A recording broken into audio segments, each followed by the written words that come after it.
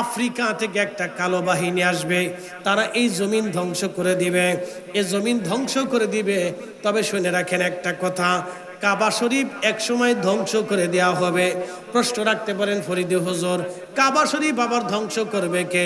সহিহ বুখারীতে কিতাবুল ফিতানে আসছে, নবীজি বলেছেন, আমার উম্মত, আমার উম্মত শোনো, আমি দেখতেছি আবিসিনিয়ার থেকে একজন কালো ব্যক্তি, মাথায় টাকলা, কালো একজন ব্যক্তি, তার পা লম্বা লম্বা হবে।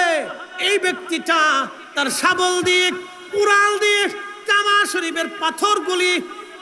শরীফের পাথরগুলি আঘাত করে করে ছুটিয়ে ছুটিয়ে ফেলতেছে। আমি দেখতেছি আফ্রিকান একজন ব্যক্তির মাধ্যমে কাবা শরীফ ধ্বংস হয়ে যাচ্ছে। সাহাবা একরাম বলেন, হুজুর এটাও কি সম্ভব, আফ্রিকানের মাধ্যমে কাবা ধ্বংস হবে? নবীজি বললেন, হ্যাঁ, আমি তাকে দেখলাম, তার মাথার টাক হবে এবং তার পায়ের নালা হবে লম্বা লম্বা। আফ্রিকার একজন মানুষ তার শাবল দিয়ে আর তার খুন্তা দিয়ে, কুদাল দিয়ে কাবা শরীফের পাথরগুলি মেরে মেরে আঘাত করে করে ছুটিয়ে ছুটিয়ে ফেলবে। নবীজি বললেন, আমার উম্মত কাবা শরীফ আবিসিনিয়াবাসীরা, আফ্রিকানবাসীরা একসময় ধ্বংস করবে। মুহাদ্দিস ইকরাম বলেছেন, এই ঘটনাটা পৃথিবীতে যেই সময় দাজ্জাল আসবে, দাজ্জাল আসার সময় কাবা ধ্বংস হবে না। দাজ্জালের পরে ইয়াজুজ আর মাজুজ আসবে। ইয়াজুজ মাজুজের সময় এই আফ্রিকানরা এসে কাবা শরীফ ধ্বংস করবে, ভেঙ্গে ফেলে দিবে তারা। বন্ধু, খুব মনোযোগ দিয়ে কথাগুলি শুনে যাবেন। সেই সময় কিয়ামত সংঘটিত হয়ে যাবে, পৃথিবী শেষ হয়ে যাবে। ভাই আমার, এই আবিসিনিয়ার কালো বাহিনী এসে আপনার দেশ দখল করবে। তখন এই বাদশা বলতেছে, শোনো, তারা কি স্থায়ী হবে? তখন বলল, না, তারা ধ্বংস হয়ে যাবে। নতুন আর এক বাহিনী আসবে, তাদেরকে পরাজিত করে তারা রাজত্ব করবে। তখন বাদশা বলল, তারাও কি স্থায়ী হবে? বলে, না, তারাও ধ্বংস হবে। নতুন আরেকটা বাহিনী আসবে, তিনি আখিরি নবী রাহমাতুল লিল আলামিন, দুনিয়াতে তশরিফ আনবেন। ওই নবীর উম্মতরা তাদেরকে ধ্বংস করবে। তবে বাদশা শুনে রাখেন, কিয়ামত পর্যন্ত ওই নবীর উম্মতেরাই আরব্য ভূমি শাসন করবে। বাদশা বললেন, আরে দার্শনিক, কিয়ামত আবার কি? দার্শনিক বলল, বাদশা, কিয়ামত হলো সারা পৃথিবীর সৃষ্টির মানুষগুলি শুরু থেকে শেষ পর্যন্ত এক মাঠে একত্রিত হবে, হাসরের ময়দানের বিচারের দিনে তারা একত্রিত হবে। এই সময়টাকে কিয়ামতের মাঠ বলা হয়। বলে, এটাও কি সম্ভব? তখন এই বাদশা বলতেছে, এটাও কি সম্ভব হে স্বপ্ন বিশারদ? বলে, হ্যাঁ বাদশা, এটাও সম্ভব। বলে, আপনি কি সত্য বলতেছেন? তখন এই স্বপ্ন বিশারদ বললেন, বাদশা, আসমানের মালিকের কসম করে বলি, আমি যা বলেছি এক চুল পরিমাণও মিথ্যা হবে না। আখিরি নবী আসার সময় ঘনিয়ে গেছে, এই জমিন নবীর উম্মতেরা শাসন করবে। একবার জোরে বলা যাবে কি আল্লাহু আকবার? এই জন্য আরব্য জমিন কেউ কোনোদিন দখল করে রাখতে পারবে না। কিয়ামত পর্যন্ত নবীর উম্মতেরা আরব শাসন করতে থাকবে, আরব তাদের অধিকারে থাকবে। কখনো কাফেররা একেবারে সক্রিয়ভাবে সমূলে আরব আর কোনোদিন দখল করে নিতে পারবে না। এমনকি দাজ্জাল এসেও আরব ঢুকতে পারবে না, সে মদিনাও মুনওয়ারায় প্রবেশ করতে পারবে না। মদিনা ইউনিভার্সিটি আছে, যদি কোনোদিন মদিনা ভার্সিটি যান, মদিনা ভার্সিটির সামনে একটা ওয়াদি আছে, নাম ওয়াদি আল মুবারাক। এটার নাম ওয়াদি আল মুবারাক। এটাকে আর একটা নাম আছে ওয়াদি আল আকিক। এই ওয়াদির পাথর দিয়ে আকিক পাথর বানানো হয়। শোনেন, এই ওয়াদির পাথর দিয়ে আকিক পাথর বানানো হয়। আকিক পাথর, নবীজি সেই পাথর হাতে দিয়ে আংটি ব্যবহার করতেন, আকিক পাথর ব্যবহার করতেন। এটাকে বলা হয়তো ওয়াদি আল মুবারাক। বুখারীতে আসছে ওয়াদি আল মুবারাক, উপত্যকাময়, মুবারকময় উপত্যকা। এই মুবারক, এই উপত্যকার পানি খুব বরকতময় পানি। আল্লাহর নবী বলেছেন এটা মুবারকময় উপত্যকা। এই মুবারকময় উপত্যকার আর একটা নাম হচ্ছে ওয়াদি আল আকিক। এটা মদিনা ইউনিভার্সিটির একবারে সামনেই আছে। আপনাকে ঠিকানা দিয়ে যাচ্ছি, যদি কোনোদিন মদিনাতে যান, এইখানে আপনি যাবেন, এই পাহাড়ের উপরে দাজ্জাল এসে উকি দিবে, আর আল্লাহ রহমতের ফেরেশতারা দাজ্জালকে তলোয়ার দিয়ে আঘাত করবে। একবার জোরে বলেন আল্লাহু আকবার। না না না, আরো জোরে জোরে জোরে জোরে জোরে, না আরো জোরে বলে জোরে। মদিনার দাম নবী দিয়া মদিনা দিয়া রসুলের দাম হয় নাই, আমাদের দাম নবী দিয়া, আমাদেরকে দিয়া নবীর দাম হয় নাই। মানব জাতির দাম নবী দিয়া, মানব হওয়ার কারণে নবীর দাম বাড়ে নাই, বরং মানব জাতির ভিতরে রসুল আসার কারণে মানুষের দাম বেড়ে গেছে। কথা বলেন ঠিক না বেঠি? তাহলে এই মানুষের কোনো দাম আছে? কি দাম আছে? বলে এই মানুষ পশুর আচরণ করে, পশুর মতো তাদের চরিত্র। বলে হুজুর সেটা আবার কেমন? কয়েকদিন আগে দেখলাম বরিশালে এক ভাই আর এক ভাইয়ের চোখ উঠাইতেছে, জমি নিয়ে ঝগড়া নিয়ে এক ভাই আর এক ভাইয়ের চোখ নষ্ট করে দিল। তার মানে বুঝতে পারতেছেন আপনি, দেখেন বিড়ালে বিড়ালে মারামারি হয়, কিন্তু এক বিড়াল আর এক বিড়ালে খুন করে না। কুকুরে কুকুরে মারামারি হয়, এক কুকুর আর এক কুকুরকে খুন করে না। গরু গরু মারামারি করে, এক গরু আর এক গরুরে খুন করে না। মোরগে মোরগে লড়াই হয়, এক মোরগ আর এক মোরগকে খুন করে না। কিন্তু মানুষে মানুষে লড়াই হয়, এক মানুষ আর এক মানুষকে হত্যা করে। তার মানে বোঝা গেল মানুষ পশুর চাইতেও নিকৃষ্ট, অধম। ঠিক না বেঠে? শয়তান মিটিং বসে অনুরক্তদেরকে বলতেছে, তোমরা কে কি করছো আমার সামনে আজকে কাজের হিসাব দিয়ে যাও। শয়তান হিসাব নিচ্ছে, একে একে করে সবার হিসাব নিল। একটা শয়তান ডাক দে বলে, বাদশা আমি আজকে তেমন কোনো কাজ করতে পারি নাই, আমি আজকে একটা কাজ করেছি। সারাদিন ঘুরলাম, কোনো শয়তানি খুঁজে পাইলাম না, কোনো অশান্তি বাধাই দিতে পারলাম না। কিন্তু আমি দেখলাম একটা বাজারে ঢুকলাম। বাজারে ঢুকার পরে দেখি একজন ব্যক্তি বসে বসে মিষ্টি বিক্রি করে, মিঠাই। আমি চিন্তা করলাম আজকে সুযোগ, আমি মিঠাইয়ের ভিতরে আঙ্গুল ঢুকাই দিলাম। আঙ্গুল ঢুকাই দিয়ে আমি আঙ্গুল দিয়ে কিছু মিঠাই নিলাম। মিঠাই নিয়ে হাঁটতে হাঁটতে গ্রামে গেলাম। দেখি রাস্তার পাশে একটা বাড়ি আছে, বাড়িতে একটা আপনার বারান্দা আছে, বারান্দার ভিতরে আয়না ঝোলানো আছে। অনেক গ্রামের বাড়িতে দেখবেন বারান্দায় আয়না ঝোলানো থাকে, বারান্দায় আয়না ঝোলানো। আমি আয়নার ভিতরে মিঠাই লাগাই দিলাম। মিঠাই খাওয়ার জন্য পিঁপড়া আসছে, পিঁপড়া ধরার জন্য টিকটিকি আসছে, টিকটিকি ধরার জন্য পাশের বাড়ির বিড়াল আসছে। দেখেন সিঙ্গারা নিয়ে কেমনে মারামারি, খাবার নিয়ে কেমনে মারামারি, ছাগল নিয়ে কেমনে মারামারি, মুরগি নিয়ে কেমনে মারামারি। মানুষ কি নিয়ে মারামারি করে দেখেন? 200 কোটি টাকা নিয়ে মারামারি করে না, 100 কোটি টাকা নিয়ে মারামারি করে না, 10 কোটি টাকা নিয়ে মারামারি করে না। মারামারি করে একটা ডিম লইয়া, কুত্তা লইয়া, বিলাই লইয়া, একটা সাধারণ কথা নিয়ে মারামারি করে। আজকে ভিডিওতে দেখলাম শুধুমাত্র একটু কথা কাটাকাটি নিয়ে মারামারি কইরা, কুবাকুবি কইরা একজন আর একজনকে খুন করে ফেললো। ভাই ভাইয়ের চোখ উঠাইলো জমি জমা নিয়ে, সাধারণ সম্পদ নিয়ে মারামারি হয়। শয়তান বলতেছে, উস্তাদ আজকে একটা কাজ করেছি, মিঠাই লাগাই দিলাম আয়নায়, মিঠাই খাওয়ার জন্য পিঁপড়া আসছে, পিঁপড়া ধরার জন্য টিকটিকি আসছে, টিকটিকি ধরার জন্য বিড়াল আসছে। বিড়াল এসে টিকটিকিরে লাফ দিয়ে থাবা দিয়েছে, টিকটিকি উপরেছে। বিড়ালের থাবার কারণে টিকটিকির সাথে আয়নাও পড়ে ভেঙে গেছে। আয়নার মালিক লাঠি নিয়ে আসছে, লাঠি এনে বিড়াল রে কায়দা মতো পিটাইছে। বিড়ালের মালিক লাঠি নিয়ে আসছে, তুই আমার বিড়াল মাল্লিকা। আর বিড়ালের মালিক কয়, তুই আমার বিড়াল মাল্লিকা। আয়নার মালিক কয়, তোর বিড়াল আমার আয়না ভাঙলো কে? মুকাদ্দমায় গেলাম না, সরাসরি ওয়াজে চলে গেলাম। আজকে যেই সময় আপনি বসে আছেন, 1450 বছর আগে, 1500 বছর আগে, 1500 বছর আগে রহমতের নবী এই সময়ে 1500 বছর আগে, কত বছর?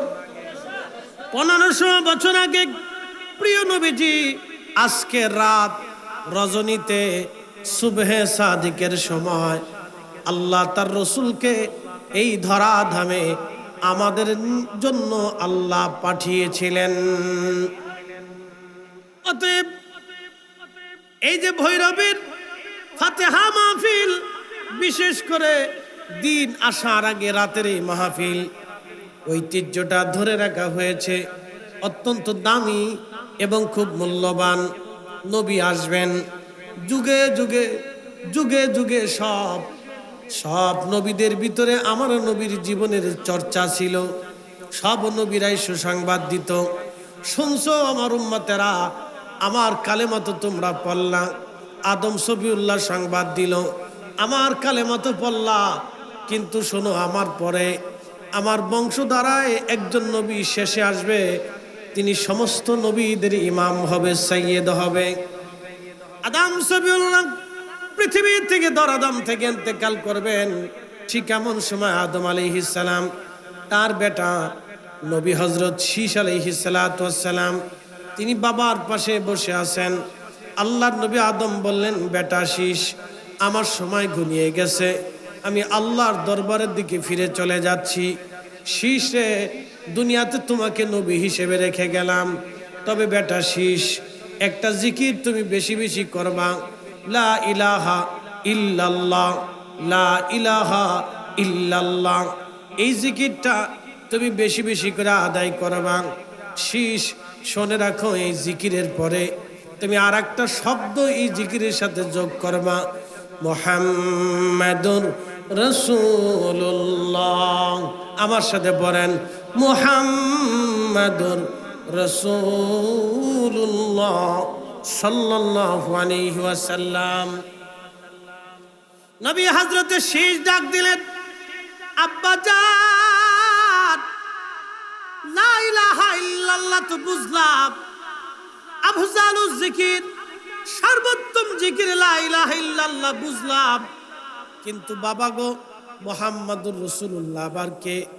তখন আদম আলাইহিস সালাম বললেন, বেটারে, তুমি শোনো, এই মুহাম্মাদুর রাসূলুল্লাহকে তোমার পরিচয় দিয়ে যাই।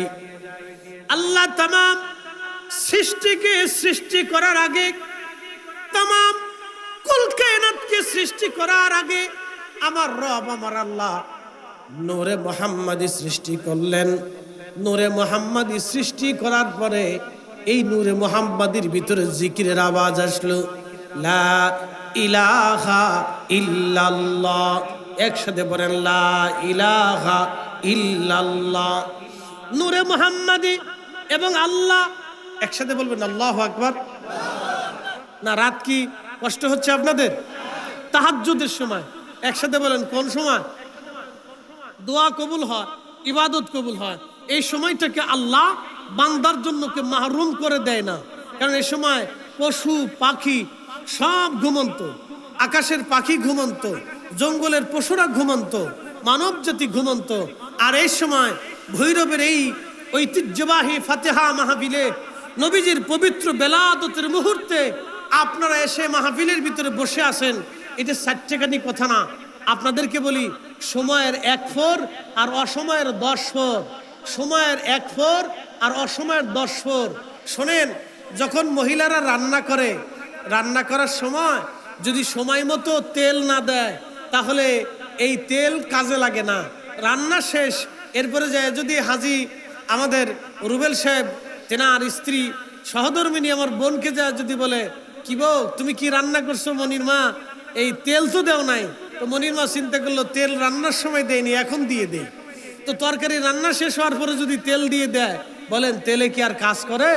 তেলে কাজ করে না। রান্না হয়ে গেলে তেলে কাজ করে না। মনে রাখবেন, সবজি কম হয়ে গেছে, এখন চিন্তা করলেন, বিবি সাহেবেরা ডাক দিয়ে বলেন, সহধর্মিনী, তো সবজি তো কম দিলা। তো সহধর্মিনী চিন্তা করলো, রান্না হয়েছে, তাতে কি সবজি আর একটু কুটে বাইটে সুন্দর করে তরকারির ভিতরে ছাইড়ে দেই, পরে ছাইড়ে দিলে আর কাজ হবে না। সময়ের 1 ফোর, অসময়ের 10 ফোর। 1000 বছর ইবাদত করবেন, কবুল হবে না, কিন্তু আল্লাহ রসুলের মহাব্বত নিয়ে করবেন, কবুল হয়ে যাবে। কথা কোন ঠিক কিনা? এই জন্য সময়ের কাজ সময়ে করতে হয়। মূল্যবান সময় বসছেন, এটা বুলন্দ নসিব, সবার নসিব হয় না, সবার নসিবে হবে না। আদম সফিউল্লাহ ডাক দিলেন, শীষ, আল্লাহ এবং তার নবী সৃষ্টির ভিতরে আর কেউ নাই, কিচ্ছু নাই, আল্লাহ এবং নবী, আল্লাহ এবং নবী। নূরে মুহাম্মাদি আল্লাহ জিকির করে। কত বছর জিকির হলো? 1000 1000 কোটি কোটি বছর নূরে মুহাম্মাদি আল্লাহ জিকির করলো। একসাথে বলা যাবে কি, ইয়া রাসূলুল্লাহ। এই জন্য আল্লাহ বললেন, কুল ইন্না সলাতি ওয়া নুসুকি ওয়া মাহইয়ায়া ওয়া মামাতি লিল্লাহি রাব্বিল আলামিন লা শারীকা লাহু ওয়া বিযালিকা উমিরতু ওয়া আনা আউয়ালুল মুসলিমিন।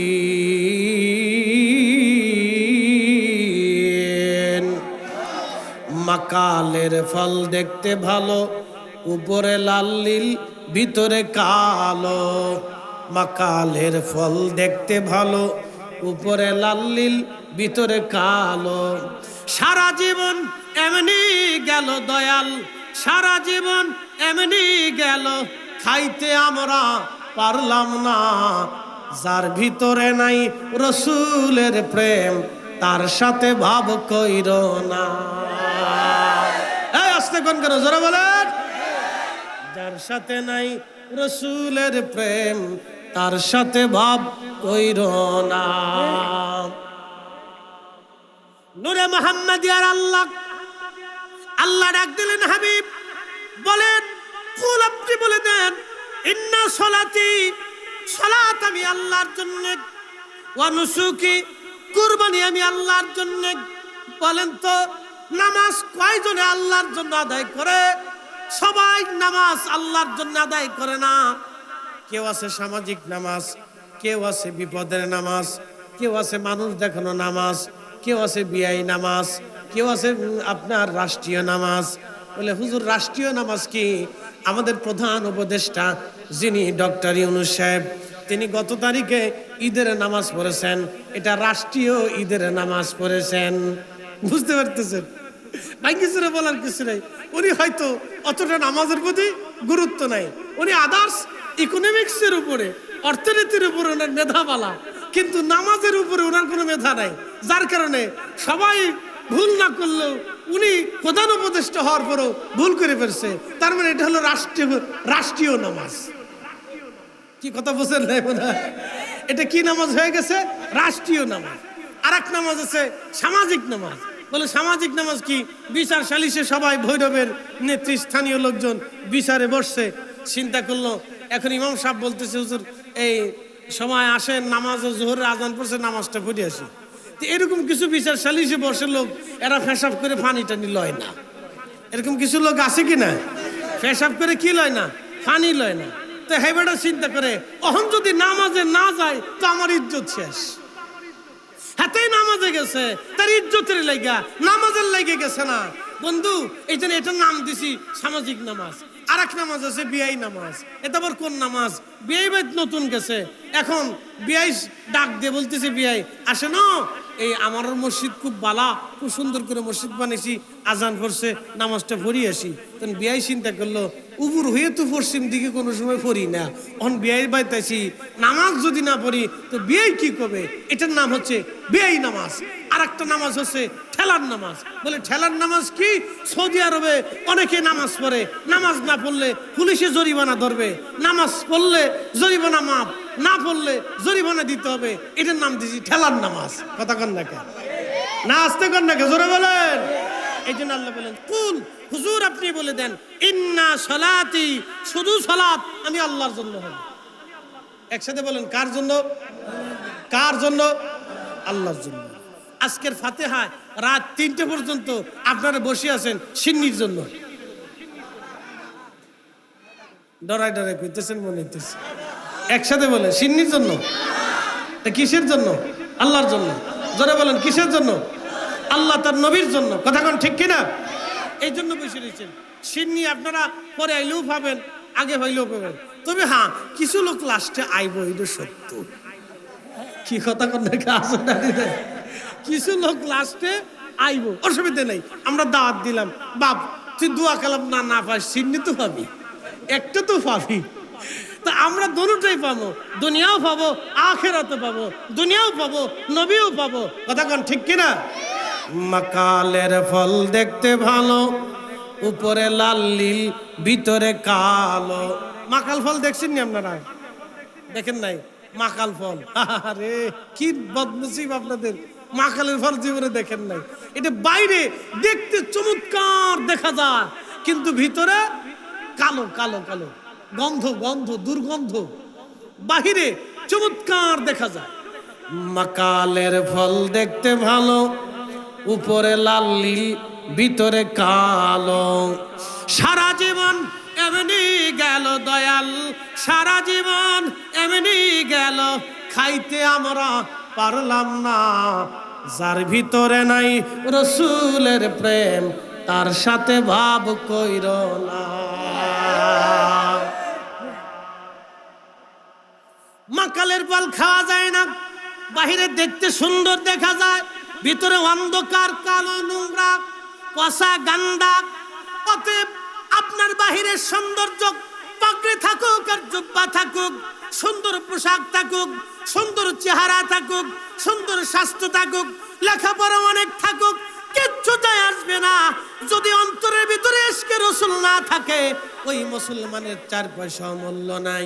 কোথাকার 4 পয়সাও মূল্য নাই। আল্লাহর নবী হযরত আদম ডাক দিছে, শীষ শোনো, এই নবীর পরিচয় আমি তোমাকে দিচ্ছি। আমি শীষ যখন জান্নাতের মধ্যে, আমি নবী আদম যখন জান্নাতের মধ্যে ছিলাম, জান্নাতের পাতায় পাতায়, হুরেদের কপালে কপালে, গিলমানদের চোখের নয়নে নয়নে, আর জান্নাতের প্রাসাদে প্রাসাদে, এবং কি আরশে মুআল্লার গম্বুজে সুন্দর করে লেখা দেখেছিলাম, লা ইলাহা ইল্লাল্লাহু মুহাম্মাদুর রাসূলুল্লাহ সাল্লাল্লাহু আলাইহি সাল্লাম। এই কালেমা নিয়ে আমাদের বাংলাদেশে বিরাট বড় ঝগড়া।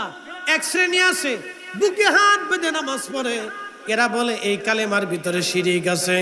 বলে শিরিক কি? লা ইলাহা ইল্লাল্লাহর পরে মুহাম্মাদুর রাসূলুল্লাহ হবে না, এটা শিরিক। একবার জোরে বলা যাবে কি নাউজুবিল্লাহ? আমি মসজিদে নববীতে, মনোযোগ দিবেন, মসজিদে নববীর ভিতরে আমি লেখা দেখলাম আল্লাহু লেখা, আল্লাহ জাল্লা শানুহু, আল্লাহু লেখা আছে, আজ্জা ওয়া জাল্লা লেখা আছে, আল্লাহ নামের পরে লেখা আছে মুহাম্মাদুর রাসূলুল্লাহ সাল্লাল্লাহু আলাইহি ওয়াসাল্লাম। তারপরে লেখা আছে আবু বকর রাদিয়াল্লাহু আনহু, ওমর রাদিয়াল্লাহু আনহু, উসমান রাদিয়াল্লাহু আনহু, আলী রাদিয়াল্লাহু আনহু, ফাতেমা রাদিয়াল্লাহু আনহা, ইমাম হাসান রাদিয়াল্লাহু আন, ইমাম হুসেন রাদিয়াল্লাহু আন। এরপরে আশরায়ে মুবাশশারার নাম, এরপরে আপনার সাহাবাঈদের নাম, এরপরে 4 ইমামের নাম, ইমাম নুমান বিন সাবিত রাদিয়াল্লাহু আনহু, ইমাম আবু ইদ্রিস আশ-শাফিঈ রাদিয়াল্লাহু আনহু, ইমাম মালিক ইবনে আনাস রাদিয়াল্লাহু আনহু, ইমাম আহমদ ইবনে হাম্বল রাদিয়াল্লাহু আনহু। মসজিদে নববীর ভিতরে আমার আল্লাহর নামের পরে নবীর নাম লেখা, এইখানে শিরিক হলো না? শিরিক হয়ে গেল বাংলাদেশে। কাবা শরীফের চারপাশে যত স্ট্রাকচার দেখবেন, স্ট্রাকচারের জায়গায় জায়গায় লেখা আল্লাহু, আবার পাশে লেখা আছে মুহাম্মাদুর রাসূলুল্লাহ সাল্লাল্লাহু আলাইহি সাল্লাম। এইখানে শিরিক হলো না? শিরিক হয়ে গেল বাংলাদেশে। বন্ধু, আবার আপনি যদি চলে যান যেখানে সৌদি আরবের গর্দান কাটা হয়, সেটা হলো জেদ্দা। হযরতে আম্মা জান হাওয়া আলাইহিস সালামের মাজার জেদ্দাতে, একেবারে সাগরের পাড়ে হযরত আম্মা জান হাওয়া আলাইহিস সালামের মাজার। যদি চলে যান, বিরাট বড় লম্বা মাজার। হযরত আদম সফিউল্লাহ ছিলেন 60 হাত, আমাদের আম্মা জান ছিলেন মিনিমাম 59 হাত। বিরাট বড় লম্বা কবর। আম্মা জানের মাজারে যাওয়ার আগে একটা মসজিদ পাবেন, এই মসজিদটাকে বলা হয়, অর্থাৎ প্রধান বিচারপতি, আমাদের যেমন সুপ্রিম কোর্ট, ওইখানে প্রধান বিচারের কার্যালয়। এই মসজিদের ইমাম যিনি, তিনি ফয়সালা লেখেন। মসজিদের খতিব সাহেব যিনি, তিনি ফয়সালা দেন। এই মসজিদের সামনে দণ্ডাদেশ দেওয়া হয়, চোর যার তার হাত কেটে দেওয়া হয়, এবং যে মানুষ খুন করে তার গর্দান কেটে ফেলে দেওয়া হয়। এই মসজিদের ভিতরে পবিত্র মিহরাবের মধ্যে লেখা আছে লা ইলাহা ইল্লাল্লাহু মুহাম্মাদুর রাসূলুল্লাহ সাল্লাল্লাহু আলাইহি সাল্লাম। এইখানে দেখলাম কালেমা। চলে আমি কয়েকদিন আগে মালয়েশিয়া মাহফিলে কেপং থেকে মাহফিল করে চলে গেলাম। হুজুর গাউসে পাক মহিউদ্দিন আব্দুল কাদের জিলানী রাহমাতুল্লাহ আলাইহির সন্তান, তিনার কলিজার টুকরা ছেলে, তার নাম হযরতে শেখ ইসমাইল বুগদাদি আল হাসানি হুসাইনি রাদিয়াল্লাহু আনহু। ওনার নামের আগে লেখা সুলতানুল আরিফিন। ওনার মাজারটা মালাক্কা সাগর প্রণালীর মাঝখানে একটা ছোট্ট দ্বীপের নাম পোলাও বুসারে। এই দ্বীপের ভিতরে নির্জনে আহলে বাইতে রাসূল, আওলাদে রাসূল, নবী বংশের উজ্জ্বল সন্তান হুজুর গাউসে পাকের বেটা সুলতানুল আরিফিন ইসমাইল বগদাদি আল হাসানি হুসাইনি রাহিমাহুল্লাহ ঘুমিয়ে আছেন এই মাজারে। সেই মসজিদে চলে গেলাম। মসজিদটা প্রাচীন আমলে তৈরি করা। হুজুর আল্লাহর ওলি যে সময় এসেছিলেন ওই দ্বীপের ভিতরে তিনি মসজিদ নির্মাণ করেছিলেন। সেই স্ট্রাকচারটা এখনো আছে। সেই মসজিদের সুন্দর করে মেহরাবের উপরে লেখা লা ইলাহা ইল্লাল্লাহ মুহাম্মাদুর রাসূলুল্লাহ সাল্লাল্লাহু আলাইহি ওয়াসাল্লাম। বন্ধু জিয়ারত করে আসলাম হযরতে বদর শাহ আউলিয়া রাহমাতুল্লাহ আলাইহি ওনার মাজার চট্টগ্রামে। বন্ধু খুব মনোযোগ দিবেন, চট্টগ্রামে ওনার সাগরের পারে ওনার মাজার, কর্ণফুলী নদীর পারেই ওনার মাজার শহরের ভিতরে। মাজারে গেলাম। ভাইজান উনি কত বছর আগে এসেছিলেন জানেননি? উনি আজকে থেকে 100 বছর আগে আসেন নাই। উনি 1200 বছর আগে 200 হিজরিতে তিনি বাংলাদেশে এসেছিলেন। ওনার মাজার মসজিদের মধ্যে লেখা আছে লা ইলাহা ইল্লাল্লাহু মুহাম্মাদুর রাসূলুল্লাহ সাল্লাল্লাহু আলাইহি ওয়াসাল্লাম। পৃথিবীর যে জায়গায় স্থানে আপনি যাবেন, আমি চলে গেলাম মালয়েশিয়ার সেন্ট্রাল পুত্রজার সেন্ট্রাল মসজিদ, তাদের পার্লামেন্টের সামনে যে মসজিদখানা চমৎকার করে সুন্দর করে মসজিদ নির্মাণ করেছে। লেকের উপরে হাজার হাজার শত শত কোটি টাকা করে মসজিদ বানানো হয়েছে। এই মসজিদের ভিতরে মেহরাবের উপরে লেখা আছে লা ইলাহা ইল্লাল্লাহু মুহাম্মাদুর রাসূলুল্লাহ সাল্লাল্লাহু আলাইহি ওয়াসাল্লাম। ওইখানে শিরিক হলো না, বাংলাদেশে শিরিক খুঁজে পাওয়া যায়। তার মানে আল্লাহর নবীর শানে মানে ইজ্জতে যাদের চুলকানির ব্যারাম হয় ওরাই হলো অরিজিনাল শয়তানের দালাল। কথা বলেন ঠিক না বেঠে? কোনো সন্দেহ? একসাথে বলেন সন্দেহ নাই। ভালো করে শুনে যাবেন। আদম শফিউল্লাহ সংবাদ দিয়ে গেলেন শীষ নবী আসবেন, তিনার নাম মুহাম্মদুর রাসূলুল্লাহ। বেহেশতে বেহেশতে, পাতায় পাতায়, ঝর্ণায় ঝর্ণায়, পাহাড়ে পাহাড়ে, গম্বুজে গম্বুজে আমি সব জায়গা ওই নবীর নাম লেখা দেখেছি। শীষ রে শোনো, তোমার বাবা আদম 350 বছর পরে রবের দরবারে মঞ্জুরিয়ত পেয়েছিল।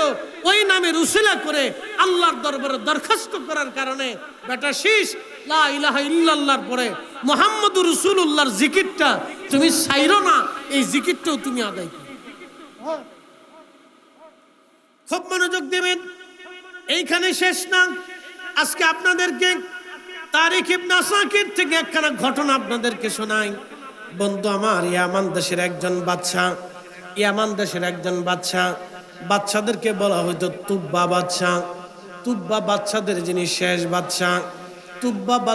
যিনি শেষ বাদশা, তিনি একদিন রাত্রিবেলা ঘুমিয়ে আছেন, স্বপ্নের ঘরে স্বপ্ন দেখতেছেন অন্ধকার ভূমি থেকে একটা আলো আসলো। অন্ধকার ভূমি থেকে একটা আলো এসে এই আলোটা উনার অঞ্চলে এসে বিভিন্ন একেবারে ফসল সহ, মানব জাতি সহ, পশু পাখি সহ এই আলোটা এসে আগুন দিয়ে সব এলাকা জ্বালিয়ে পুড়িয়ে ছারখার করে দিল। এই স্বপ্ন দেখার পরে বাচ্চা খুব চিন্তায় পড়ে গেলেন। কারণ কি, জীবনে তেমন স্বপ্ন কোনোদিন দেখি নাই। অবশ্যই স্বপ্নের কোনো রহস্য আছে, আপনাদেরকে বলে দিয়ে যাই।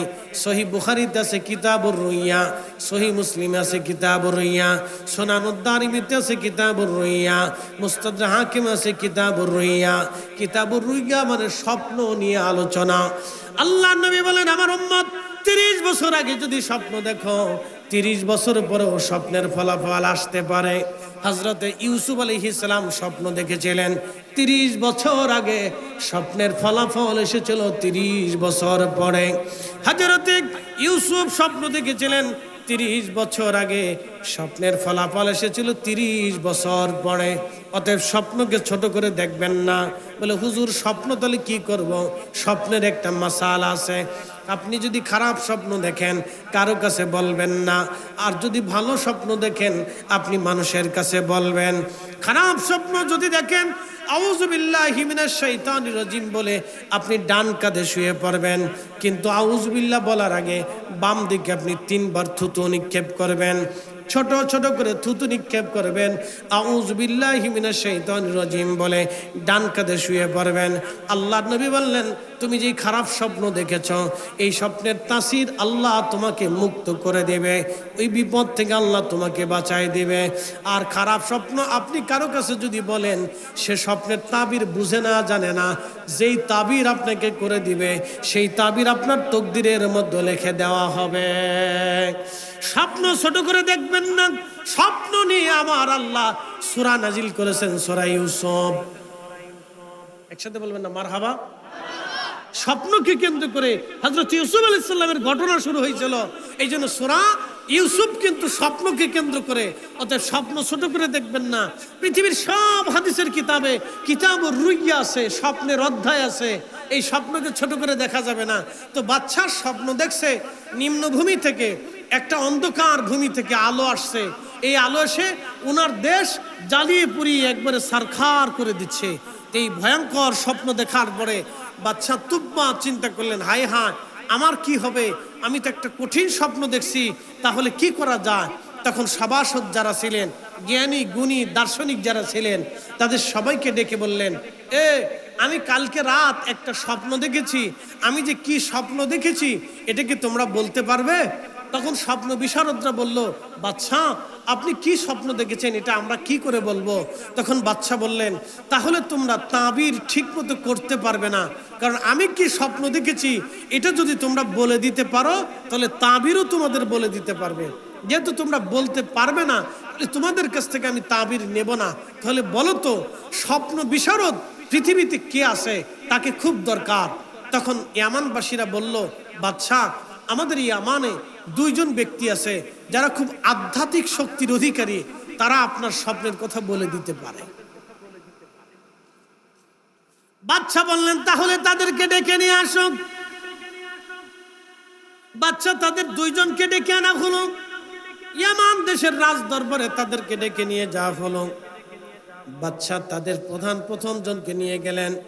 প্রথম জনকে গোপনে রুমের ভিতরে নিয়ে বললেন, হে স্বপ্ন বিশারদ, আমি শুনেছি তুমি আধ্যাত্মিক ক্ষমতার অধিকারী, তাহলে বলো তো, আমি গত রাত্রিবেলা একটা স্বপ্ন দেখেছিলাম ভয়ঙ্কর, ওই স্বপ্নের বৃত্তান্ত তুমি যদি আমাকে বলে দিতে পারো তাহলে স্বপ্নের তাবিরও তুমি আমাকে বলে দিতে পারবা।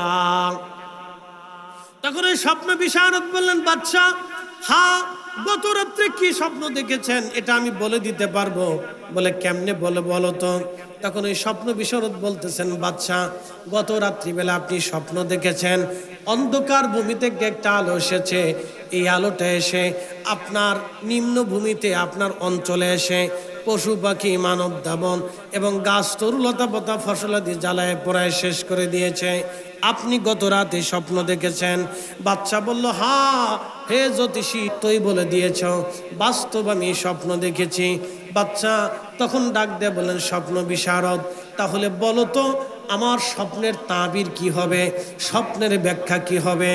তখন ওই স্বপ্ন বিশারদ বলতেছিলেন, বাদশা আপনার স্বপ্নের ব্যাখ্যা হলো ওই যে আপনার ইথিওপিয়া থেকে, হাবশি থেকে, আবিসিনিয়া থেকে একদল কালো বাহিনী আপনার অঞ্চলে আসবে। এই কালো বাহিনী আপনার দেশ আক্রমণ করবে এবং আপনার দেশে আগুন ধরিয়ে দেবে, মানুষদেরকে হত্যা করবে, আপনার রাজত্ব ধ্বংস হয়ে যাবে। বাদশা চিন্তায় পড়ে গেলেন, হ্যাঁ তুমি স্বপ্ন তো বলে দিলে সত্য, তাবিরও বললা সত্য, তাহলে বলো এই সময়টাকে আমার সময় হবে। বলতেছে না, আপনার ভাগ্য ভালো, আপনার বহু বছর পরে এই ঘটনা ঘটবে। তখন বাদশা বললেন, এই ঘটনার পরে যারা ক্ষমতা নেবে তারা কি এই জমিনে স্থায়ী হবে না অস্থায়ী হবে? তখন এই স্বপ্ন বিশারদ বলল, না তারাও স্থায়ী হবে না, কিছুদিন পরে তাদের উপরে আবার বিপদ চেপে আসবে, অন্য আরেকটা বাহিনী তাদের দখল করবে, তাদেরকে হত্যা করবে। তখন বাদশা বলে, নতুন যেই বাহিনী এই দেশ দখল করবে বলো তো তারা কি স্থায়ী হবে না অস্থায়ী হবে? তখন এই স্বপ্ন বিশারদ বলল, বাদশা না, এরপরে যেই বাহিনী আসবে সেই বাহিনীটাও অস্থায়ী হবে, এই বাহিনীকে ধ্বংস করে দিবে একজন নবী দুনিয়াতে আসবে। একবার জোরে বলা যাবে কি আল্লাহু আকবার? একজন নবী দুনিয়াতে আসবে, তিনি আখিরি নবী। বলে নবী আবার কে? বলে আল্লাহ প্রেরিত নবী, তিনি শেষ নবী। ওই নবীর পরে আর কোন নবী দুনিয়াতে আসবে না। ওই জ্যোতিষী, ওই দার্শনিক ডাক দিয়ে বলতেছে, বাদশাহ একজন নবী দুনিয়াতে আসবে, তার উম্মত কর্তৃক তারা পরাজিত হবে। তখন বাদশাহ বললেন, তাহলে বলো তো এই জমিন স্থায়ীভাবে কারা শাসন করবে?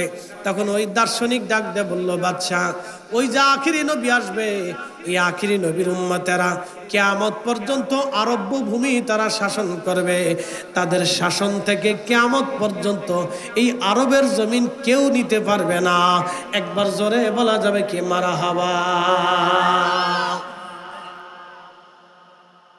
বলতেছে দার্শনিক, তোমার ব্যাখ্যা কি সত্য? তোমার ভবিষ্যৎবাণী কি সত্য? দার্শনিক বলল, হ্যাঁ, পৃথিবীর মালিকের কসম করে বলি, সৃষ্টির মালিকের কসম করে বলি, আমি যা বলেছি এটা সত্য। আখিরি নবী খুব তাড়াতাড়ি আসবে। তখন এই স্বপ্ন বিশারদকে তার উপটোকন দিয়ে পাঠিয়ে দেওয়া হলো। আরেকজন স্বপ্ন বিশারদকে ডাকা হলো। বাদশা বললেন, দেখো গত রাত্রিবেলা আমি যে স্বপ্ন দেখেছি, এই স্বপ্নটা কি তুমি বলতে যদি পারো, ব্যাখ্যাও তুমি বলে দিতে পারো। তখন তুব্বা বাদশাকে এই দার্শনিক বলতেছে, বাদশাহ গত রাত আপনি স্বপ্ন দেখেছিলেন, এই অন্ধকার ভূমি থেকে একটা আলো এসে, আগুন এসে নিম্ন ভূমিতে সে জানিয়ে পুরে সারখার করে দিয়ে যাচ্ছে, আপনার জমিন তারা অধিকার করেছে। বলে স্বপ্নের বিষয় ব্যাখ্যাটা কি? তখন এই দার্শনিক বলতেছে, ও বাদশাহ স্বপ্নের ব্যাখ্যা হলো আপনার রাজত্ব ধ্বংস হয়ে যাবে, আফ্রিকা থেকে একটা কালো বাহিনী আসবে, তারা এই জমিন ধ্বংস করে দিবে, এই জমিন ধ্বংস করে দিবে। তবে শুনে রাখেন একটা কথা, কাবা শরীফ একসময় ধ্বংস করে দেওয়া হবে। প্রশ্ন রাখতে পারেন ফরিদে হুজুর, কাবা শরীফ আবার ধ্বংস করবে কে? সহিহ বুখারীতে কিতাবুল ফিতানে আসছে, নবীজি বলেছেন, আমার উম্মত, আমার উম্মত শোনো, আমি দেখতেছি আবিসিনিয়ার থেকে একজন কালো ব্যক্তি, মাথায় টাকলা, কালো একজন ব্যক্তি, তার পা লম্বা লম্বা হবে। এই ব্যক্তিটা তার শাবল দিয়ে, কুড়াল দিয়ে কাবা শরীফের পাথরগুলি আঘাত করে করে ছুটিয়ে ছুটিয়ে ফেলতেছে। আমি দেখতেছি আফ্রিকান একজন ব্যক্তির মাধ্যমে কাবা শরীফ ধ্বংস হয়ে যাচ্ছে। সাহাবা একরাম বলেন, হুজুর এটাও কি সম্ভব? আফ্রিকানের মাধ্যমে কাবা ধ্বংস হবে? নবীজি বললেন, হ্যাঁ, আমি তাকে দেখলাম, তার মাথার টাক হবে এবং তার পায়ের নালা হবে লম্বা লম্বা। আফ্রিকার একজন মানুষ তার শাবল দিয়ে আর তার খুন্তা দিয়ে, কুদাল দিয়ে কাবা শরীফের পাথরগুলি মেরে মেরে আঘাত করে করে ছুটিয়ে ছুটিয়ে ফেলবে। নবীজি বললেন, আমার উম্মত কাবা শরীফ আবিসিনিয়াবাসীরা, আফ্রিকানবাসীরা একসময় ধ্বংস করবে। মুহাদ্দিস ইকরাম বলেছেন, এই ঘটনাটা পৃথিবীতে যেই সময় দাজ্জাল আসবে, দাজ্জাল আসার সময় কাবা ধ্বংস হবে না। দাজ্জালের পরে ইয়াজুজ আর মাজুজ আসবে। ইয়াজুজ মাজুজের সময় এই আফ্রিকানরা এসে কাবা শরীফ ধ্বংস করবে, ভেঙ্গে ফেলে দিবে তারা। বন্ধু খুব মনোযোগ দিয়ে কথাগুলি শুনে যাবেন। সেই সময় কিয়ামত সংগঠিত হয়ে যাবে, পৃথিবী শেষ হয়ে যাবে। ভাই আমার, এই আবিসিনিয়ার কালো বাহিনী এসে আপনার দেশ দখল করবে। তখন এই বাদশা বলতেছে, শোনো, তারা কি স্থায়ী হবে? তখন বলল, না, তারা ধ্বংস হয়ে যাবে, নতুন আর এক বাহিনী আসবে, তাদেরকে পরাজিত করে তারা রাজত্ব করবে। তখন বাদশা বলল, তারাও কি স্থায়ী হবে? বলে, না, তারাও ধ্বংস হবে, নতুন আরেকটা বাহিনী আসবে, তিনি আখিরি নবী রাহমাতুল লিল আলামিন দুনিয়াতে তশরিফ আনবেন, ওই নবীর উম্মতরা তাদেরকে ধ্বংস করবে। তবে বাদশা শুনে রাখেন, কিয়ামত পর্যন্ত ওই নবীর উম্মতেরাই আরব্য ভূমি শাসন করবে। বাদশা বললেন, এরে দার্শনিক, কিয়ামত আবার কি? দার্শনিক বলল, বাদশাহ কিয়ামত হলো সারা পৃথিবীর সৃষ্টির মানুষগুলি শুরু থেকে শেষ পর্যন্ত এক মাঠে একত্রিত হবে, হাসরের ময়দানের বিচারের দিনে তারা একত্রিত হবে। এই সময়টাকে কিয়ামতের মাঠ বলা হয়। বলে, এটাও কি সম্ভব? তখন এই বাদশা বলতেছে, এটাও কি সম্ভব হে স্বপ্ন বিশারদ? বলে, হ্যাঁ বাদশা, এটাও সম্ভব। বলে, আপনি কি সত্য বলতেছেন? তখন এই স্বপ্ন বিশারদ বললেন, বাদশা আসমানের মালিকের কসম করে বলি, আমি যা বলেছি এক চুল পরিমাণও মিথ্যা হবে না। আখিরি নবী আসার সময় ঘনিয়ে গেছে, এই জমিন নবীর উম্মতেরা শাসন করবে। একবার জোরে বলা যাবে কি আল্লাহু আকবার। এই জন্য আরব জমিন কেউ কোনোদিন দখল করে রাখতে পারবে না। কিয়ামত পর্যন্ত নবীর উম্মতেরা আরব শাসন করতে থাকবে, আরব তাদের অধিকারে থাকবে। কখনো কাফেররা একেবারে সক্রিয়ভাবে সমূলে আরব আর কোনোদিন দখল করে নিতে পারবে না। এমনকি দাজ্জাল এসেও আরব ঢুকতে পারবে না, সে মদিনাও মুনওয়ারায় প্রবেশ করতে পারবে না। মদিনা ইউনিভার্সিটি আছে, যদি কোনোদিন মদিনা ভার্সিটি যান, মদিনা ভার্সিটির সামনে একটা ওয়াদি আছে, নাম ওয়াদি আল মুবারাক। এটার নাম ওয়াদি আল মুবারাক, এটাকে আর একটা নাম আছে ওয়াদি আল আকিক। এই ওয়াদির পাথর দিয়ে আকিক পাথর বানানো হয়।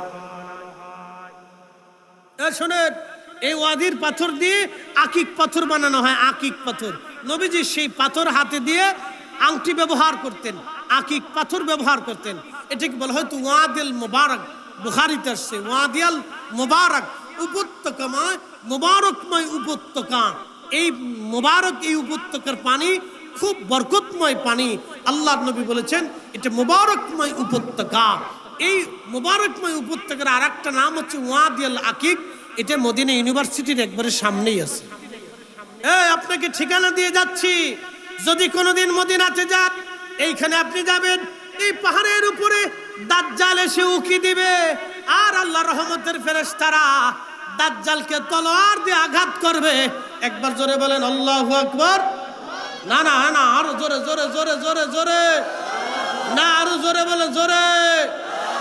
মদিনার দাম নবী দিয়া, মদিনা দিয়া রসুলের দাম হয় নাই, আমাদের দাম নবী দিয়া, আমাদেরকে দিয়া নবীর দাম হয় নাই।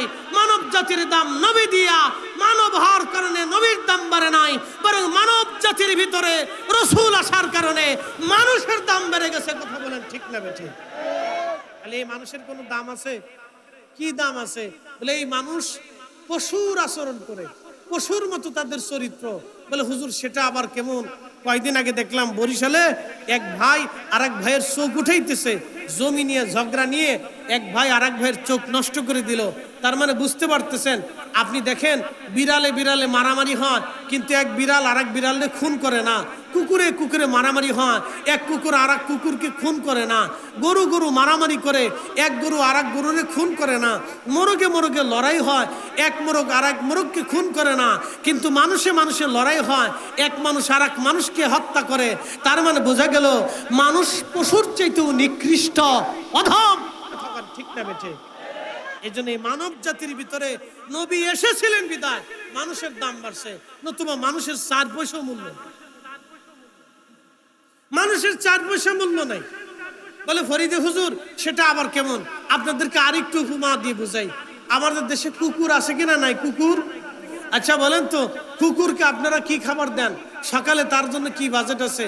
মুরগি ফেরাই না, দুপুরবেলা মুরগি আপনার কালা ভুনা না, রাত্রিবেলা তুন্দুল রুটি না, এবং মাস শেষে বেতন না।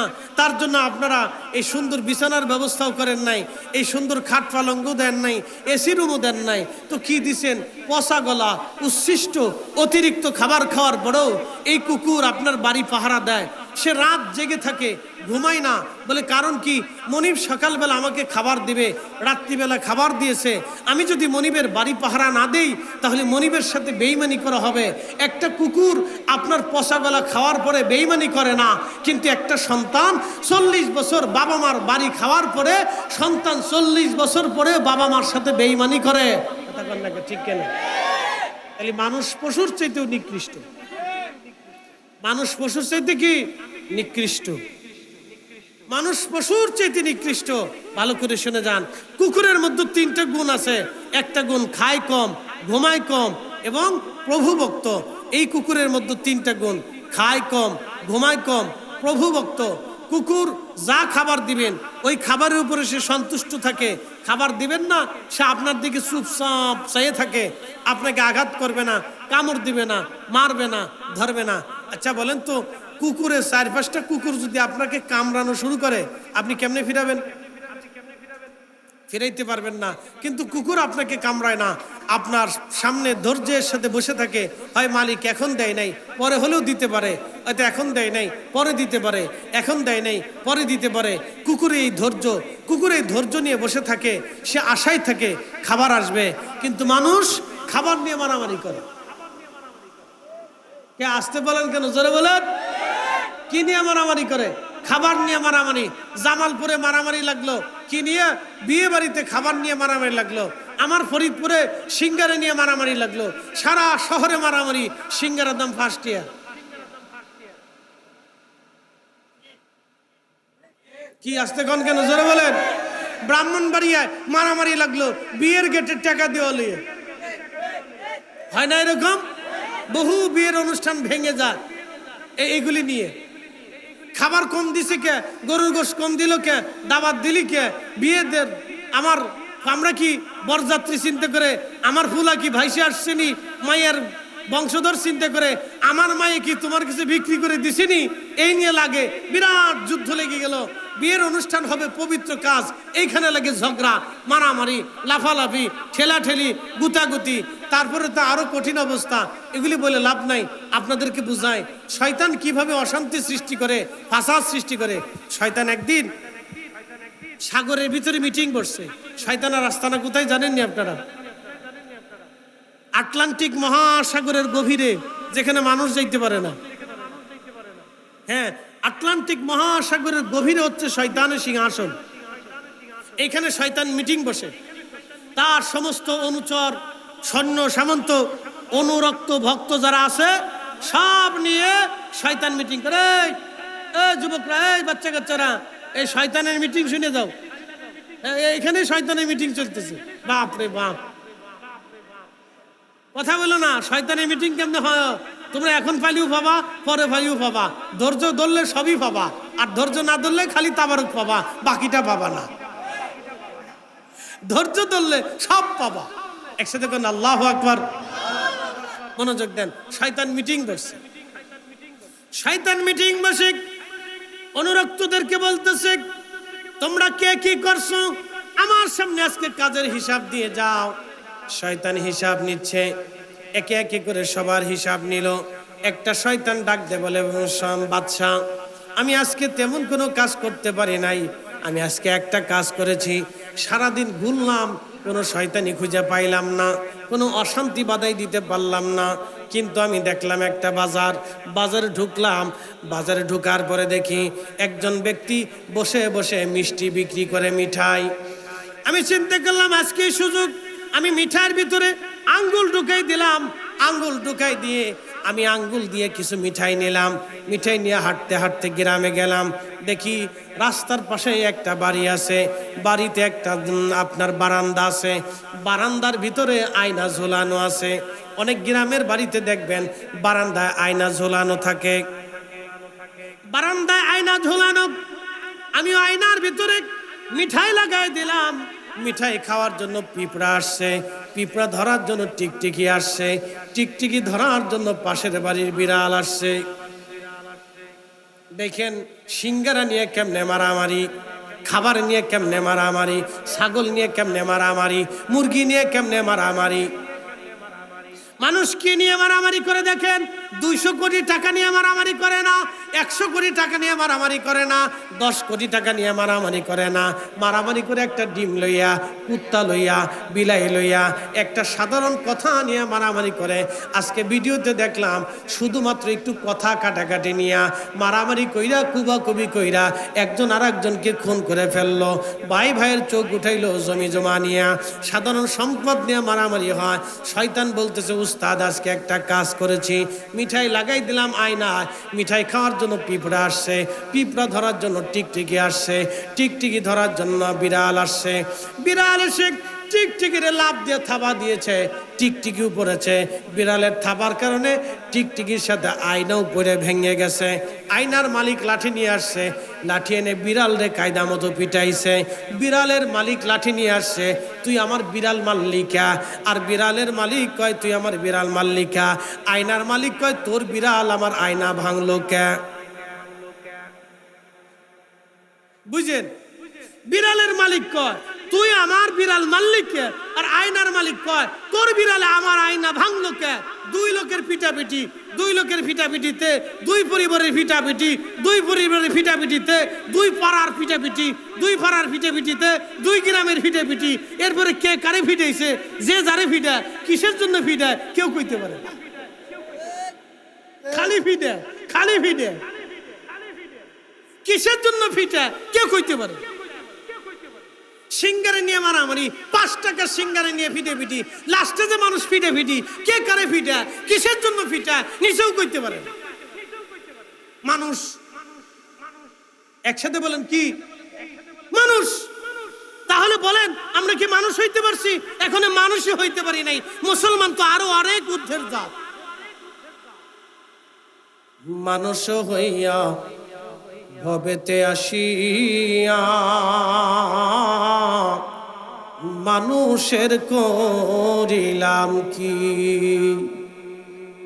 আমি নবী না মানিলাম কি যে ভুল করিলাম, নবী না মানিলাম কি যে ভুল করিলাম, ভস্মে ঢালিলাম ঘি।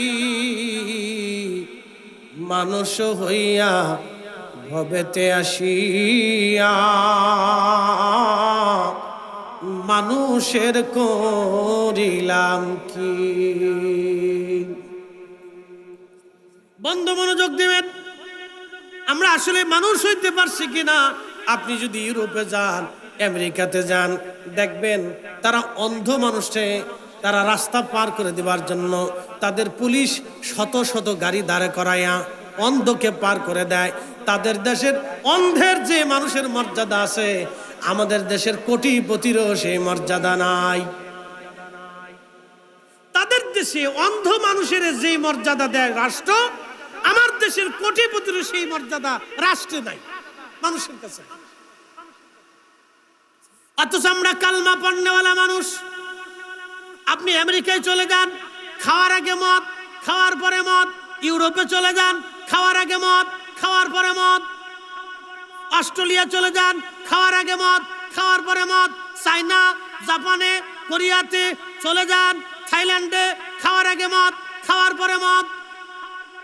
মদ খাওয়া জাতি উন্নত হয়ে গেল, অথচ কালেমা পণ্য বলা জাতি এখন আমরা মারামারি করি। কি একটা অবস্থা!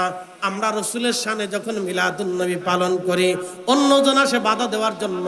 আমরা যখন আনন্দ মিছিল বের করি, তখন আরেকজন আসে লাঠি সুটা নিয়ে মারার জন্য। এরাও বলে আবার মানুষ। কথা কন না কে? এরাও বলে মানুষ। আমরা রসুলের আগমনে জুলুস বের করেছি, আরেক দল আসছে লাঠি সুটা নিয়ে মারার জন্য। এরাও বলে মানুষ। আবার ঠিকই তারা শুকরানা মাহফিল বের করলে তখন এটা জায়েজ হয়ে যায়। তারা আনন্দ মিছিল করলে, এটা র্যালি হয়ে গেলে আনন্দ মিছিল করলে তখন জায়েজ হয়ে যায়। এরপরে নিজেদের বেলায় হালাল হয়ে যায়, আর রসুলের বেলায় আসলে হারাম হয়ে যায়। তারাও আবার মানুষ। কথা বুঝেন নাই মনে হয়? নিজের বেলায় 16 আনা, আরেকজনের বেলায় 4 আনা। মানুষ মানুষ দাবি করে বসে দিচ্ছি। মুসলমান তো অনেক ঊর্ধ্বের জাত। মানুষ হয়েছে কিনা এটা চিন্তা করে রাখবে। ভৈরববাসী খুব মনোযোগের সাথে কথাগুলি শুনবেন। রাহমাতুল লিল আলামিন নবীজি 63 বছর দুনিয়াতে জীবন যাপন করেছেন। 63 বছরে আল্লাহর নবী কালেমার দাওয়াত দিয়েছেন। মদিনাতে ইহুদিরা ছিল, মদিনাতে পত্তলিক ছিল, মদিনাতে খ্রিস্টানেরা ছিল। আল্লাহর নবী ওই মদিনাতেই ছিলেন। কোনদিন নবীজি খ্রিস্টানদেরকে ধরে এনে পিটাইয়া বলেন নাই, খ্রিস্টান কালেমা যদি না পড়িস তাহলে আমার মদিনায় তোরা থাকতে পারবি না। বলছে? এই আমার দিকে তাকায় বলেন, বলছে? না না, জোরে বলেন, বলছে? হযরত ওমরের রাজত্ব সীমা কত দূর বলি আজকে আপনাদের। বর্তমানে ইরান, ইরাক, ওমান, ইয়ামান, কাতার, দুবাই, কুয়েত, সৌদি আরব, বাহরাইন, মিশর, জর্দান, লিবিয়া, লেবানন, ফিলিস্তিন, টিউনিশিয়া, আলজেরিয়া, নাইজেরিয়া, মরক্কো, পৃথিবীর বিরাট একটা অংশের খলিফা ছিলেন হযরত ওমর রাদিয়াল্লাহু তাআলা আনহু। ওনার রাজত্ব সীমার ভিতরে খ্রিস্টান ছিল, মাজুসি ছিল, পত্তলিক ছিল। হযরত ওমর রাদিয়াল্লাহু আনহু খলিফা, রানিং খলিফা, তাও খলিফাতুল মুসলিমিন, কোনোদিন কোনো খ্রিস্টানকে ধরে নিয়ে আসে নাই। এই খ্রিস্টান, আমার মিল্লাতের ভিতরে তোমরা থাকতে পারবা না, কালেমা না পড়লে টিকতে দেব না। কোনোদিন হযরত ওমর ধরেন নাই, আবু বকর ধরেন নাই, ওমর ধরেন নাই, উসমান ধরেন নাই, আলী ধরেন নাই। অন্য ধর্মের মানুষের ধরে এনে জোর করে ইসলাম পড়ান নাই, কালেমা পড়ান নাই, পিটান নাই, মারেন নাই, সুযোগ সুবিধা থেকে বঞ্চিত করেন নাই। এরা ইসলাম, এরা দুনিয়া শাসন করে গেছে। এদের চাইতে তাওহীদ পৃথিবীতে আর কেউ বেশি বুঝে না। কথা বল না কেন, ঠিক কিনা? এদের চাইতে তাওহীদ ইসলামে আর কেউ বেশি বুঝে না। পৃথিবী শাসন করেছে, রাষ্ট্র চালিয়ে দিয়ে দেখাই দিয়ে গেছে, এ মুসলিম জাতিরা, আমরা কিভাবে রাষ্ট্র চালিয়েছি, তোমরাও সেইভাবে রাষ্ট্র চালাবা।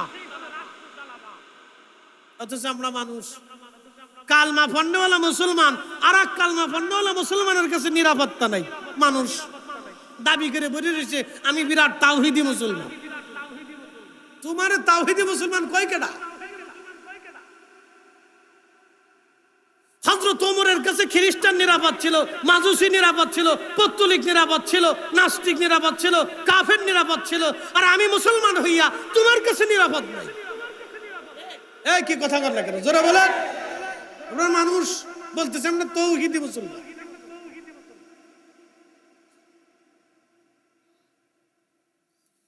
প্রিয় ভাই, আব্বাসী মনোযোগের সাথে শুনবেন।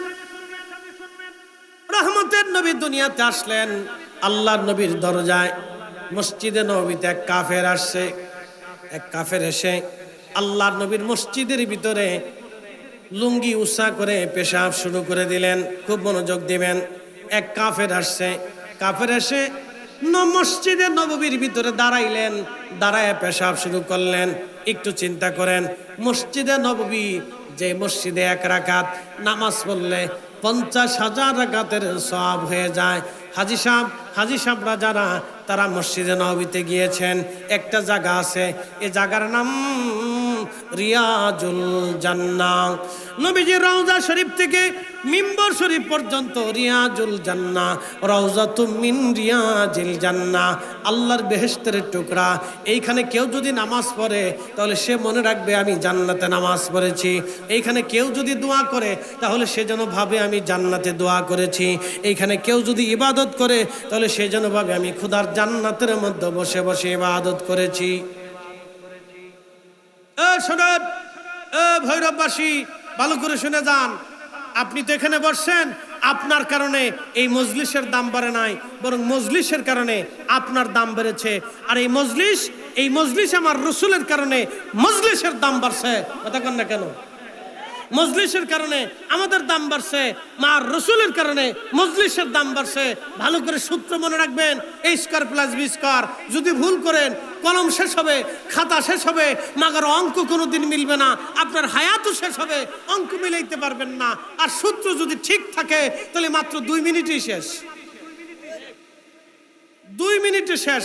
শোনেন, আপনাদেরকে বলে দিয়ে যায়, সূত্র মিলাইয়া পারমাণবিক বোমা তৈরি করা হয়, তার নাম হচ্ছে ইউরেনিয়াম।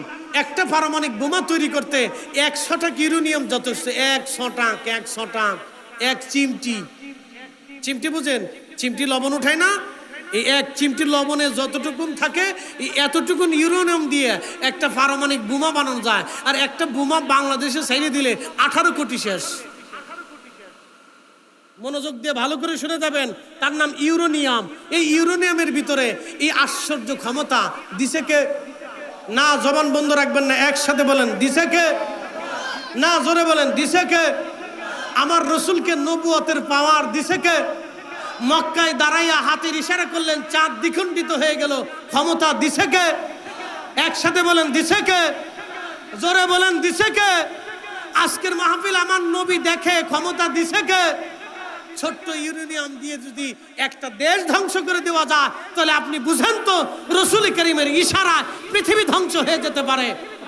ঠিক কিনা? আপনাদের এটা বুঝাবো কেমনে? যে বুঝে না তার 1000 বছর দলিল দিলেও বুঝবে না। ইউরেনিয়াম 100 টাকা, মাত্র 1 চিমটি ইউরেনিয়ামে একটা দেশ শেষ।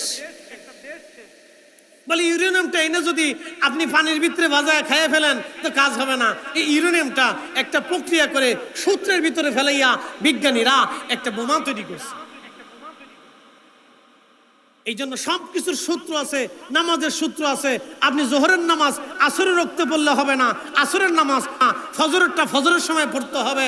ও মিয়া, রসুলের মিলাদ, মিলাদের মাহফিল এটা অন্য মাসে করলে বরকত হয় না, নবীর আগমনের মাসে করলে বেশি বরকত হয়। কথা বল না, ঠিক কিনা? এই আমার দিকে তাকান, ভালো করে বুঝে যাবেন। রমজান মাসের রোজা এখন রাখলে হবে না? জোরে বলেন না, জোরে বলেন, জোরে বলেন, হবে? রমজানের রোজা এখন রাখলে হবে? কুরবানির জিলহজের কুরবানি এটা কি ফিতরের সময় দিলে হবে? ঈদুল ফিতর কি কুরবানির সময় আদায় করলে হবে? তো মিলাদুন নবীর মাসে মিলাদুন নবীর হক আদায় করতে হবে। কথা কন না কা? এই সময়টা সময় করতে হবে। আপনি সূত্রে ভুল করলে কাজ হবে না। সময়টা সময় করতে হয়, যে সময়ের কাজ সে সময় করতে হয়, যে সময় ইবাদত সেই সময় করতে হয়, যে সময় কাজ সময় যদি করতে না পারেন তাহলে জীবন ব্যর্থ হয়ে যাবে। যুবক, আপনাকে বলতেছি সময় এখন আছে, আগামীর ভবিষ্যৎ সাজায় যান, নলি ভরে বিক্রি করে খাইতে হইবে,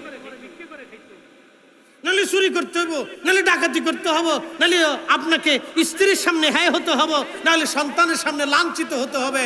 এই জন্য সময়ের কাজ সময় করে যান। খালি 420 এর রাস্তা বের ঘুরেন না। উন্নত বিশ্বের দিকে যায় দেখেন, আমাদের উন্নত বিশ্বের যুবকরা 1 সেকেন্ড সময় নষ্ট করে না, তারা কাজে লাগায়, কাজে লাগায়, কাজে লাগায়। আমরা সময় কাজে লাগাই না, তারা সময় কাজে লাগায়। এই জন্য সময় নষ্ট করবেন না, সময় কাজে লাগান। আল্লাহ আমাদের তৌফিক দান করুন। সকলে বলেন আমিন। না না, আরো জোরে বলেন আমিন। একসাথে বলেন সালাতুন ইয়া রাসূলুল্লাহ আলাইকুম সালামুন ইয়া হাবিবাল্লাহ আলাইকুম।